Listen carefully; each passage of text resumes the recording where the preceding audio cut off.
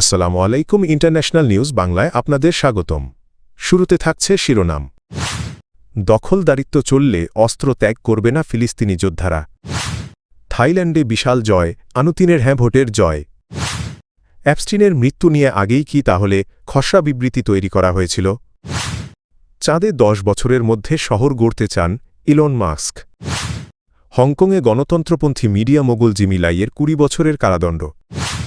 দোহার Al Jazeera ফোরামে দেওয়া বক্তব্যে তিনি বলেন, নিরস্ত্র জনগণকে ইসরায়েল সহজেই শিকারে পরিণত করবে, তাই গাজায় অনুকূল ও নিরাপদ পরিবেশ তৈরি না হওয়া পর্যন্ত হামাস অস্ত্রত্যাগের বিষয়ে কোনো সিদ্ধান্ত নেবে না। খবর প্রকাশ করেছে আল জাজিরা। খালেদ মেশাল বলেন, যতদিন গাজায় ইসরায়েলের দখলদারিত্ব থাকবে ততদিন হামাস প্রতিরোধ চালিয়ে যাবে। প্রসঙ্গত, 2025 সালের 10ই অক্টোবর গাজায় প্রথম ধাপের যুদ্ধবিরতি কার্যকর হলেও তা বাস্তবে কার্যকর হয়নি। গত 4 মাসে ইসরায়েল অন্তত 1543 বার যুদ্ধবিরতি লঙ্ঘন করেছে। এতে 5 শতাধিক ফিলিস্তিনি নিহত এবং 1,500-এর বেশি আহত হয়েছেন। এই পরিস্থিতিতে গত জানুয়ারিতে যুদ্ধবিরতির দ্বিতীয় ধাপ শুরু হয়। এতে আন্তর্জাতিক বাহিনী মোতায়েন ও হামাসকে সম্পূর্ণ নিরস্ত্রীকরণ অন্যতম শর্ত হিসেবে উল্লেখ করা হয়। মার্কিন প্রেসিডেন্ট ডোনাল্ড ট্রাম্পের প্রস্তাবিত 20 দফা শান্তি পরিকল্পনা বাস্তবায়নে কূটনৈতিক তৎপরতাও চলছে। তবে হামাসের দাবি, গাজায় নিরাপত্তা ও রাজনৈতিক পরিবেশ নিশ্চিত না হলে নিরস্ত্রীকরণের প্রশ্নই ওঠে না। দক্ষিণ পূর্ব এশিয়ার দেশ থাইল্যান্ডের সাধারণ নির্বাচনে বড় ব্যবধানে জয় পেয়েছেন প্রধানমন্ত্রী আনুতিন চানভিরাকুল।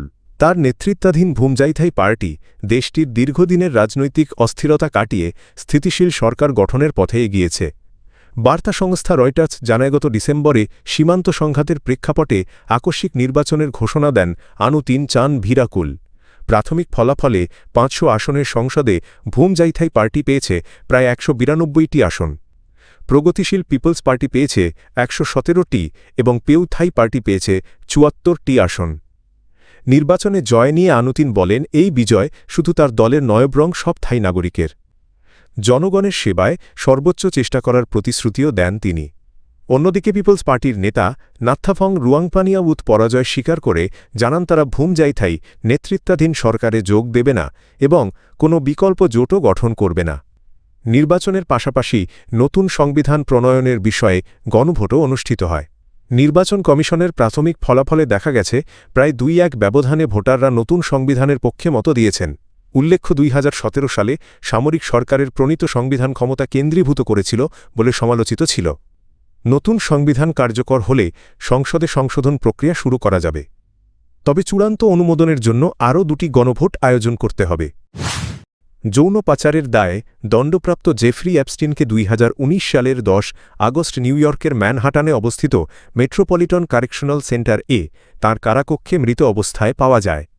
তবে মার্কিন বিচার বিভাগ প্রকাশিত নথিপত্রে দেখা গেছে, এপস্টিনের মৃত্যু নিয়ে যে বিবৃতি দেওয়ার কথা ছিল তার একটি খসড়ায় তারিখ দেওয়া ছিল 9 আগস্ট 2019, অর্থাৎ মৃত্যুর একদিন আগে।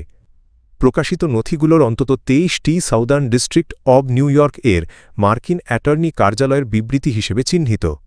এসব বিবৃতির একটি সংস্করণ তৎকালীন মার্কিন অ্যাটর্নি জিওফ্রে এস বারম্যান এর নামে খসড়া করা হয়েছিল। ওই খসড়া বিবৃতিতে বলা হয়, এপস্টিনকে তাঁর কারাকক্ষে অচেতন অবস্থায় পাওয়া যায় এবং পরে মৃত ঘোষণা করা হয়। এতে ঘটনাটিকে উদ্বেগজনক বলে উল্লেখ করে ভুক্তভোগীদের ন্যায়বিচার প্রক্রিয়ায় এর প্রভাব নিয়ে আশঙ্কা প্রকাশ করা হয়। একই সঙ্গে ষড়যন্ত্রসহ অন্যান্য অভিযোগের তদন্ত চালিয়ে যাওয়ার কথাও বলা হয়।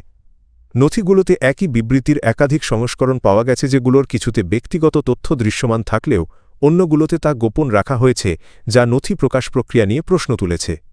কর্তৃপক্ষের ভাষ্য অনুযায়ী এপস্টিনকে তাঁর কারাকক্ষে কমলা রঙের চাদর বা পোশাক দিয়ে তৈরি ফাঁসে ঝুলন্ত অবস্থায় পাওয়া যায়।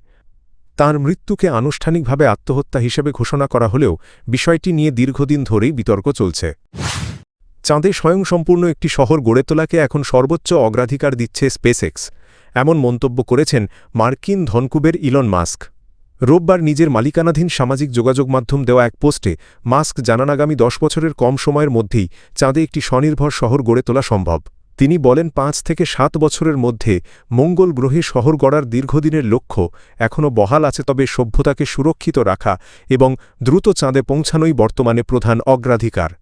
মাস্কের এই মন্তব্যের আগে ওয়াল স্ট্রিট জার্নাল এক প্রতিবেদনে জানায় স্পেসএক্স বিনিয়োগকারীদের জানিয়েছে চাঁদকে এখন অগ্রাধিকার দেওয়া হচ্ছে এবং মঙ্গল অভিযানের সময়সূচি আপাতত পেছানো হচ্ছে।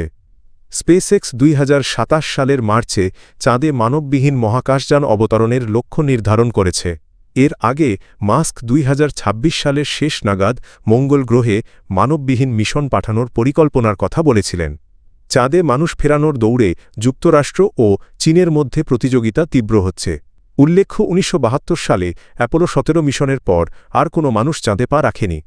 এদিকে এক সপ্তাহেরও কম সময় আগে মাস্ক ঘোষণা দেন তার কৃত্রিম বুদ্ধিমত্তাভিত্তিক প্রতিষ্ঠান XAI অধিগ্রহণ করেছে স্পেসএক্স। এই চুক্তির মাধ্যমে মহাকাশভিত্তিক ডেটা সেন্টার গঠনের পরিকল্পনা আরও জোরালো হবে বলে মনে করছেন বিশ্লেষকরা। হংকংয়ে গণতন্ত্রপন্থী গণমাধ্যম উদ্যোক্তা জিমি লাইকে 20 বছরের কারাদণ্ড দিয়েছেন আদালত। বিদেশি শক্তির সঙ্গে যোগসাজশ এবং উস্কানিমূলক প্রকাশনার মামলায় দোষী সাব্যস্ত হওয়ার পর এ রায় দেওয়া হয়। সোমবার হংকং হাইকোর্টের 3 বিচারকের বেঞ্চ এই সাজা ঘোষণা করেন। 78 বছর বয়সী জিমি লাই বন্ধ হয়ে যাওয়া প্রভাবশালী পত্রিকা অ্যাপল ডেইলির প্রতিষ্ঠাতা। জিমি লাই 5 বছরেরও বেশি সময় ধরে কারাবন্দী রয়েছেন। এর আগে বিভিন্ন মামলায় তাকে একাধিক দফায় সাজা দেওয়া হয়েছিল।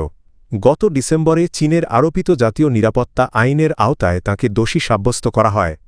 চীনের আধা স্বায়ত্তশাসিত অঞ্চল হংকংয়ে বেইজিংয়ের প্রণীত জাতীয় নিরাপত্তা আইন কার্যকরের পর থেকে গণতন্ত্রপন্থীদের বিরুদ্ধে কঠোর ব্যবস্থা নেওয়া হচ্ছে।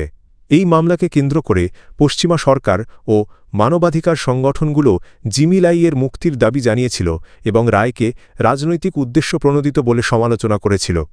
জিমি লাইয়ের পরিবার ও আইনজীবীরা জানিয়েছেন তিনি হৃদরোগ ও উচ্চ রক্তচাপ সহ বিভিন্ন শারীরিক জটিলতায় ভুগছেন। তাঁদের আশঙ্কা দীর্ঘ কারাবাস তাঁর জীবনের জন্য ঝুঁকিপূর্ণ হতে পারে।